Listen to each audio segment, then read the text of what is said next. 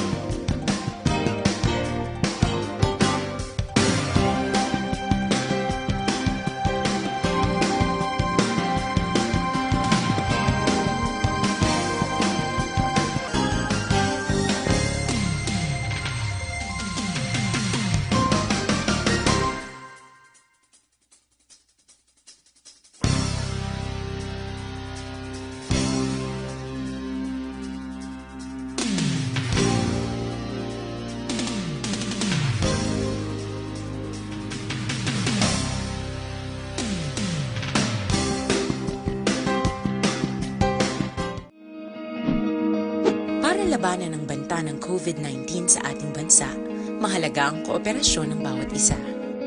Ang pananatili sa loob ng bahay ay isa sa pinakasimple pero pinaka-epektibong paraan para hindi kumalat ang virus. Kunwari, ikaw ang tuldok na ito. Malusog ka at malakas. Lumabas ka ng bahay. Ang hindi mo alam, may nakasalamuha ka ng may COVID-19.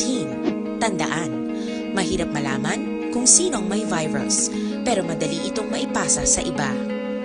Pwedeng naipasa na pala niya ang virus sa iyo nung umubo siya, o bumahin. O baka naman ay nahawa na dahil humawa kayo sa parehong bagay na kontaminado. Ngayon ay mayroon ka na ring COVID-19. Isa ka ng carrier na makakahawa sa iba. Dahil maaaring ilang araw pa bago lumitaw ang sintomas na ubo, sipon, hirap sa paghinga at lagnat. Pwede ring wala kang nararamdamang sintomas, ngunit nakakahawa ka pa rin. Pag-uwi mo sa bahay, maaari mong mahawahan ang iyong pamilya. Kasama na rito ang lolo at lola mo o ang mga magulang mo na may edad. Sila ang may pinakamahina na depensa laban sa virus. Ang mga may sakit sa puso, diabetes, high blood, at iba pang pre-existing conditions, at mga buntis, mahina ang panlaban sa COVID-19. Kapag na-infect ang taong mahina ang immune system, posibleng magkaroon siya ng malalang karamdaman at kailanganing dalhin sa ospital. Sa patuloy na paglabas ng bahay at pagpunta sa pampublikong lugar, tinatayang maaari kang makahawa ng 3 pang tao at sila makakahawa ng mas marami pang iba. 20% ng mga nahawa ay maaaring maospital at dadami ng dadami ito habang mas kumakalat pa ang virus. Bukod sa dumaraming COVID-19 patients, marami pang ibang may sakit ang nasa mga pagamutan. Ang mga pasyenteng malubhang-malubha na ang karamdaman, hindi na maaasikaso. Wala ring lugar para sa mga pasyenteng may ibang karamdaman. Kaya nating iwasan ang patuloy na pagkalat ng COVID-19 kung iisipin natin ang kapakanan ng iba. Kailangan nating isipin at kumilos na parang bitbit na natin ang virus para hindi ito kumalat pa sa iba. Sundin ang social distancing. At hanggat maaari, manatili sa loob ng bahay. Kung talagang kinakailangang lumabas, panatilihin ang 1 metrong layo sa ibang tao. Maging malinis din sa katawan at sa kapaligiran. Parating maghugas ng kamay gamit ang sabon at tubig. At i-disinfect ang mga bagay na madalas hinahawakan. Ang mahalaga, mapabagal sa aksyon! Lasay sa Aksyon Radio Philippines Standard Time kagaron sa detalye na sang mga balita lokal. Temporaryo maging pauntat sang Barangay 35 diri sa May Bacolod City ang tagtaganay sang ayuda sa mga benepisyaryo sang Social Amelioration Program kon SAPA subong adlaw. Sunod kay punong barangay Ruben James Miranda napaslawan ng mga benepisyaryo nga sundon ang social distancing kag pila ka mga pagsulundan nga ginapatuman sang barangay kag Bacolod City. Sa 1,664 ka mga benepisyaryo mas sobra 170 na kuntani ang nakabaton sang ayuda. Nagpakig-angot na si Miranda sa DSSD, City Treasurer's Office kag DSWD Region 6 agud ma-reschedule ang payout sa mga benepisyaryo. Magapadayon ang tagtaganay sang ayuda las 8 buwas sa aga Abril 21 kag naglaom si Miranda nga sundo na sa mga benepisyaryo ang mga pagsulundan. Ang barangay ang liwat nga nagdihon sang panibagong nga plano agud maplastar sang husto ang pila ka mga proseso sa tagtaganay sang Social Amelioration Fund. Sa iban nga balita lokal, gintapungol sang hubog ang pulis nga nagresponde sa eskandalo sa sitio Kanangkaan, Barangay General Luna, Banwa sang Tuboso sa Domingo sang gabi. Ang biktima nga pulis gintilala kay Police Staff Sergeant Eugene Kanke nga nakabase man sa Tuboso PNP, samtang ang sospetsado gintilala naman sa kay Neil Tagani 47 anyos kag nagapuyo sa lugar sang insidente.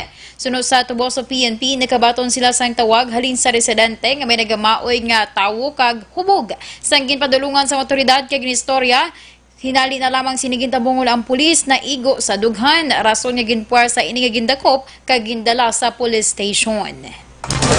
Sa dugang nga balita lokal, ginpanawagan ni Negros Occidental Governor Eugenio Aksyon sa Communist Party of the Philippines New People's Army nga magkoopera sa kampanya sang gobyerno batok sa COVID-19. Ini kasunod sang natabo nga enkwentro sa mga rebelde kag tropa sang gobyerno sa idalam sang 94th Infantry Battalion sa may barangay Carabalan, syudad sang Himamaylan kahapon nga adlaw Abril 19. Ining nagresulta sa kamatayon sang 3 ka mga soldado kag pagkasamad sang 4 ka iban pa. Sunod kay Lacson ang pagpakig-away sa COVID-19 ang hindi makabig nga socio-political issue kundi isa ka human race survivor concern kag dapat bululigan nga matap na anuman ang political affiliations. Dugang pa ni Lacson, may maayon na kuntaning nga resulta ang pagpatuman sa Executive Order No. 70 ni Presidente Rodrigo Duterte nga ginatawag nga institutionalizing the whole nation approach in ending local communist armed conflict. Nagpasar sa resolusyon ng mga kongresista sa Negros Island agud kondinahon ang ginhimo sa New People's Army kon NPA nga pag-atake sa mga miyembro sa 94th Infantry Battalion sa 303rd Philippine Army nga nagapatigayon sa security patrol sa sitio Tugas, Barangay Carabalan, syudad sa Himamaylan. Gintawag sa mga kongresista nga isa ka matalaw nga tikang kag pagsupak sa unilateral ceasefire ang pagpangatake sa mga rebelde sa tropa sang gobyerno nga nagabulig sa pagpadagtag sa bulig pinansyal sa mga apektado sa COVID-19. Sila ay nagigunong man sa pamilya sa mga nagkalamatay nga militar. Kagin kilala ang pagkabaganihan sang tanan nga mga soldado nga kalakip sa mga frontliners nga nagapahig-away sa COVID-19. Ang mga kongresista ang ginalakip man sa 7 sa Negros Occidental, 3 sa Negros Oriental, kag party list congressman sang Abang Lingkod. Sa dugang pang balita lokal, nagpahanumdom si Bacolod City Liga ng mga Barangay President Lady Glass Gonzales sa mga punong barangay nga mag-comply sa mandato sang DILG nga ipost sa pampubliko nga lugar ang listahan sa mga benepisyaryo sang Social Amelioration Program. Ginpahayag ni Gonzales, ginasuportahan sang Liga ang mando ang ginpagawa sang DILG. Bawod iniman ang pamaagi para maproteksyonan ang mga punong barangay kang malikawan ang public confusion. Ginpathag ni Gonzales, pwede na ma-post ang kapitan ng sub-beneficiary sa tion nga makatapos na sila sang payout kami sa barangay hall, gym o kung lugar nga masamigi nakatuan sang tawo. Sunod kay Gonzales, iniman ang pamaagi para hindi magduda ang publiko sa mga barangay officials kag para sa ngalan sang transparency. Nanawagan si Gonzales sa publiko nga padayon nga nagareklamo nga wala na lakip sa programa nga i-assess ang ila kaugalingon bangod posible na disqualified sila base man sa guidelines nga ginpagwa sang gobyerno. So mas mayo gani no hay makita sang tawo kung sinugid ang sap sa social amelioration program beneficiary. Kag as well as do protected man si kapitan. Dapat yan si Liga ng mga Barangay President Lady Gles Gonzales. Nagapanawagan si Congressman Greg Gasataya sa mga nakalain-laing ahensya ng gobyerno nga hugdan pa ang pagbantay sa mga seaports, shorelines o kung shoreline barangays kag border sa syudad sa Bacolod. Ini matapos ang paandam ni Cebu Governor Gwendolyn Garcia agud sa mga tawo nga ginaligar illegal nga nagahalin sa ila probinsya kasunod sa nga pagtaas ng COVID-19 cases sa ilang lugar. Suno kay Gasataya, mas maayo karon ang sitwasyon sa Bacolod kag Negros Occidental ikumparar sa katupad ng mga probinsya kaangay sang Cebu nga may masobra sa 180 ka kumpirmado nga kaso sa COVID-19. Dugang pa ni Gasataya, dapat nga masiguro nga wala sa may makasakay nga hindi otorisado nga mga persona sa mga cargo trucks nga naga-deliver sang essential goods sa probinsya. Suro pa sa kongresista, dapat consistent ang pagmonitor kag magbantay sa otoridad bangod pwede makasakay sa motorized bangka ang mga taga Cebu para makatabok sa Negros Oriental kag Negros Occidental. We call sa tanan national agencies, no? PNP, under sa PNP, no? Na makabulig sa pag-secure sa naton ng mga shoreline barangay, sa naton ng mga seaport. Ang kawain sa pagpahayag ni Congressman Greg Gasataya. Una sa balita, una sa aksyon. Lasay sa Tres Action Radio Philippine Standard Time, asimo pag-exercise sini magkalipat nga mga detoxify o gali ang pag-inom sang DTX 500 bawang DTX 500 ang nagatindo sa imong dugo nagasilhig sa mga impurities kag toxins sa imong atay. Ini man nagabulig panubos sa imong blood sugar bangod sa organic compounds nga visin, charantin kag polypeptide. Gani sa may mga mataas nga kolesterol, mataas nga blood sugar bangod sang diabetes, mag DTX 500 capsule sa kada adlaw ang produkto nga DTX 500 ang pwede na ma-order online kag ma-deliver sa inyo nga balay. Magbisita lamang sa www.kalusuganyan.ph or pwede man i-check ang Kalusugan Yan Facebook page. Detalye sa mga nagapanghuna nga balita nasyonal. Pagkatapos, gid lamang sini.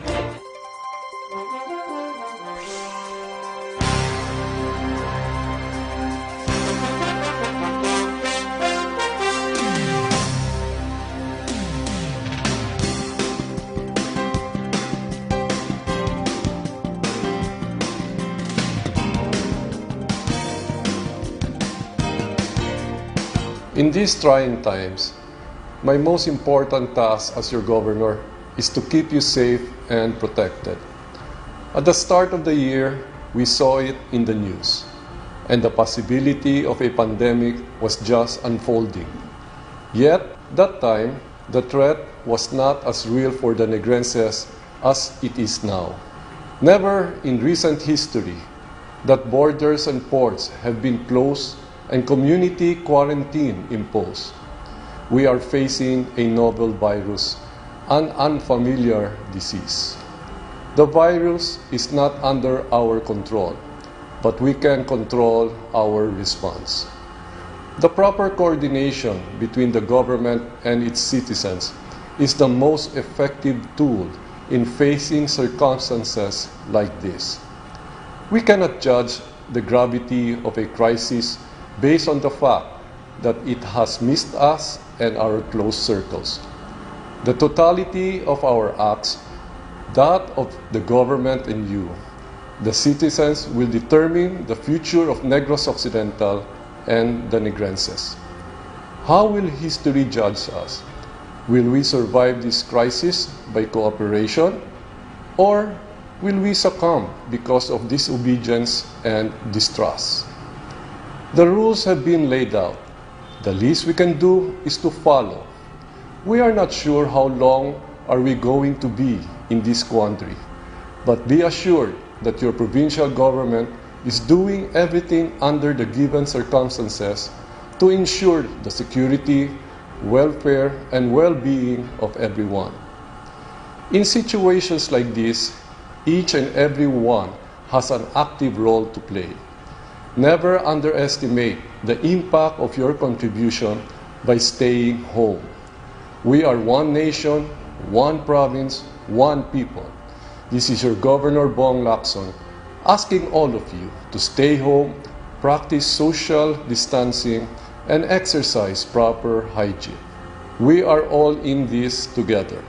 It has been said that upon the conduct of the individual depends the fate of all. Thank you and God bless Negros Occidental.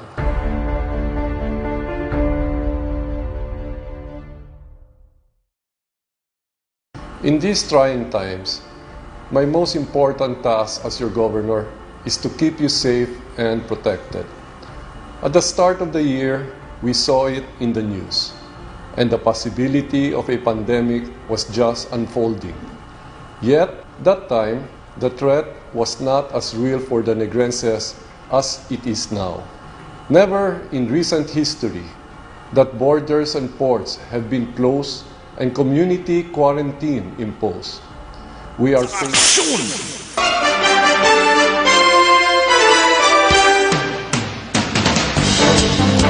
Lasay sa 17 Aksyon na Radio Philippine Standard Time. Kakaroon sa litali na sang mga balita nasyonal.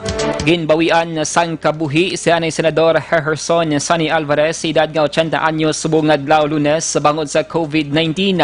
Ini ang ginkompirmar ni Hexilon, anak sang anay Senadora. Suno kay anay Senador Joey Dinang, yaw po sa Senado sa itong late 1980s to early 1990s. Ang nagtaliwan apisa sa mga pagpaningwa sang iya doktora, agang ginpatigayon nga blood plasma convalescent therapy. Sunod sa mga bata ni Alvarez, ang anay Senador ang nagpaidalom sa experimental plasma treatment para sa COVID-19 tinalikdan nga simana. Nakangkon man sa COVID-19 and infection ang asawa ni Alvarez nga si Cecilia, pero nag-improve na ang iya kondisyon. Si Alvarez ang nagpangalagad bilang senador sa atong 1987 to 1998 kag nagpungko ini bilang chair sang Senate Committee on Environment sa sulod sang 10 ka tuig. Gina-finalize na ni Presidente Rodrigo Duterte ang iya desisyon kag natala na ipagwa si Bubong nga simana may kang tanan sa Luzon-wide Enhanced Community Quarantine nga magatapos sa Abril 30. Sunod kay Presidential Spokesman Harry Roque, anuman ang desisyon sa Presidente, kinahanglan niya preparahan. Dugang pa ni Roque, tunga ang desisyon sa Presidente sa pamangkot kung bala i-left ang ECQ nga ginpatuman sa karon bangod sa COVID-19 pagkatapos ng Abril 30. Ang ECQ sa Luzon ang unang ginpatuman sa Marso 17 kag natala na kung tanik nga magatapos sa Abril 13. Apang Abril 7 sang gindesisyonan sang Gobyerno Nasyonal nga palawigon tubtob Abril 30. Sa dugang pang balita nasyonal, nagpaandam ang National Bureau of Investigation o NBI batok sa mga peking fundraiser o mga nagapakuno-kuno nga nagatipon sang mga donasyon. Suno kay Jeremy Lotok sang NBI Cybercrime Division, tila sa mga reklamong ilan na bato na mga nagapakuno-kuno nga artista para magkolekta sa mga donasyon angot sa COVID-19. Nagpanugyan si Lotok sa publiko nga i-check ang mga lehitimo nga kompanya kon personalidad nga nagapangayo sang bulig. Nagsuhestyon man ng NBI sa mga tawo nga magpakig-angot sa artista nga nagapatigayon sang donation drive o kon kompanya para masiguro kon matuod ang pagpangayo sang donasyon. Tinalikdan nga bulan isa ka doktor ang ginaresto sang NBI sa pagbaligya sang overpriced nga thermal scanner sa promisa nga ang income ang magkadto para sa mga frontliners. Sa katapusan nga balita, national gin-suspend kay ginaimbestigahan sa karon ang Philippine labor official nga assigned sa Dubai tungod sa ginaligar hindi maayo nga batasan nga ginpakita sa overseas Filipino workers nga yara didto. Ginpapanaugan ni Labor Secretary Sylvester Bello III sang administrative suspension si Welfare Officer Danilo Flores sang Philippine Overseas Labor Office o Kunpolo matapos nga nagreklamo ang isa ka OFW batok sa opisyal paagi sa Facebook live video. Suro kay Bello, ginpaimbestigahan na sini ang insidente nga natabo sa tung Abril 16 sa tungasang OFW kag ni Flores nga nag-viral sa Facebook. Dugang pa ni Bello ang insidente sa panahon nga nagapanagtag ang OWA sang food aid package para sa mga OFW sa Dubai kag Northern Emirates nga naapektuhan bangod sa nagapadayon nga COVID-19 crisis. Sa viral video, ginpahayag sang OFW nga ginpasipalahan siya ni Flores sa magpamangkot kung mahimo nga buksan kag i-check ang mga items sa food aid package antes nga batunon ang resibo. Una sa balita, una sa aksyon! Lasay sa 21 Aksyon na Radio Philippine Standard Time. Detalye sa balita international, sports kag entertainment. Pagkatapos, gid lamang sini.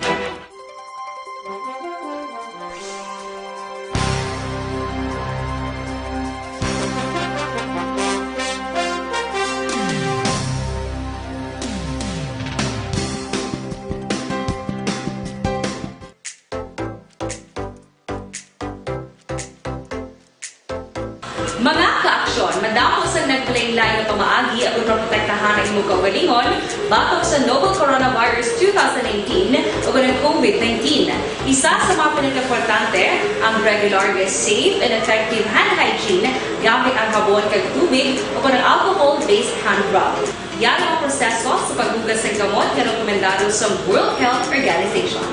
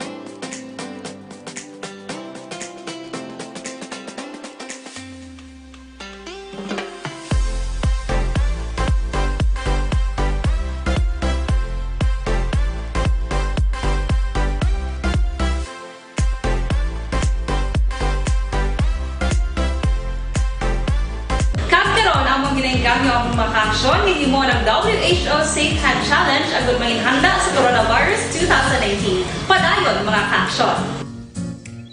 Aksyon! Radio!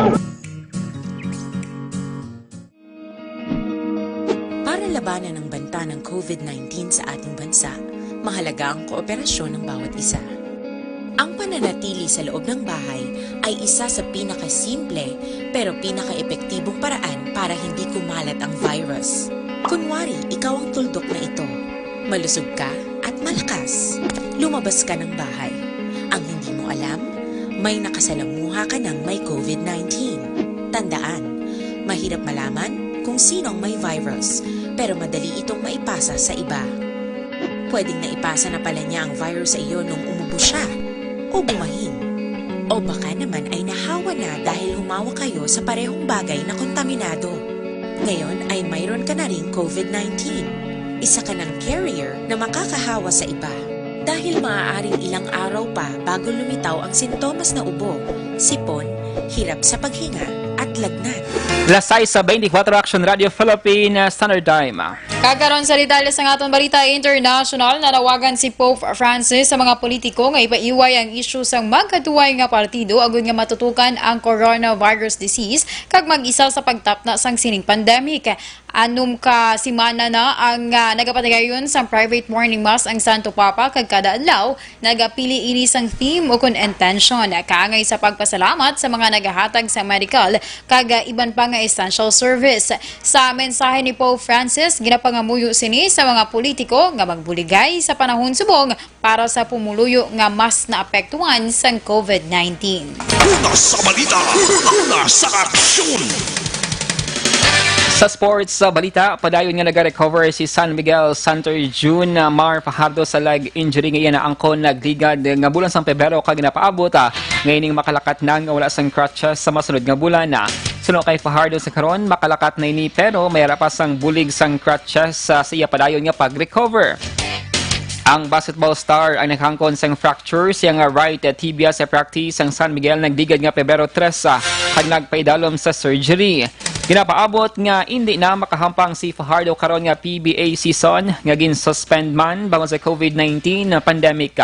Sa pagbukas ng bagong season sang PBA nagligad nga Marso 8, si Fajardo nagusar sang scooter para magsulod sa Araneta Coliseum para magbaton sa nga ika-anom nga Most Valuable Player Award. Una sa balita, una sa aksyon! Kag sa atong balita entertainment, nangin emosyonal ang TV host actress nga si Ruby Rodriguez ang gin-share sini ang iya ginabatsyag sa pagkadula sang iya utod nga doktor bangod sa COVID-19. Si Dr. Sally Gatchalian ay nangin presidente sang Philippine Pediatric Society kag assistant director of the Research Institute for Tropical Medicine o kun RITM kag isa man sa mga napatay samtang nagapag-away sa COVID-19. Suno kay Ruby, may mga panahon nga naging emotional siya kung madumduman ang mga inadlaw nga malipayon siya kaupod ang iyang utod nga doktor. Dugang pa ni Ruby nga sa karon amat-amat ilan na nabaton ang natabo sa iya nga utod. Una sa balita, una sa aksyon.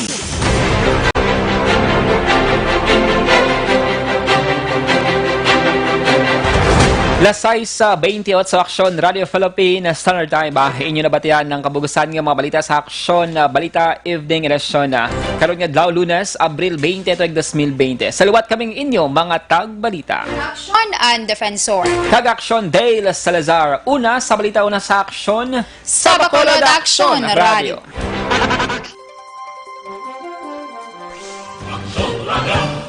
Sa Bacolod, Aksyon Radio.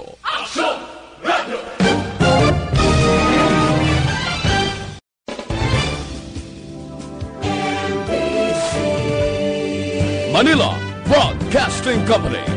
Sa balita. Komentar